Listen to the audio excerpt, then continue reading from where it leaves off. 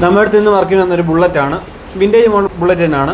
ഇതിൻ്റെ കംപ്ലയിൻറ്റ് എന്ന് പറഞ്ഞാൽ സ്റ്റാർട്ടിംഗ് മടിയുണ്ട്, അതുപോലെ വണ്ടി ഓടിക്കൊണ്ടിരിക്കുന്നതിനിടയ്ക്ക് പെട്ടെന്ന് ഓഫായി പോകും. ഇതാണ് ഇതിൻ്റെ കംപ്ലയിൻറ്റ്.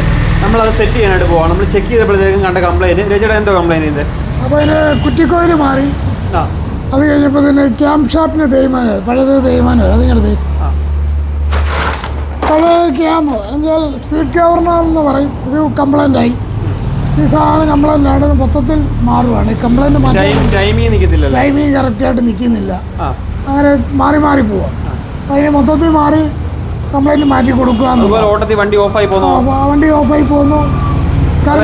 കുറ്റിക്കോയിൽ പോയതാണ് ഓട്ടത്തിൽ ഓഫായി പോകുന്നത്. അപ്പോൾ അതും നമ്മൾ മാറി. ഇതും സ്ലോ സ്പീഡ് നിൽക്കുന്നില്ല. അങ്ങനെയുള്ള കംപ്ലൈൻറ്റിന് വേണ്ടിയാണ് ഇത് മാറുന്നത്.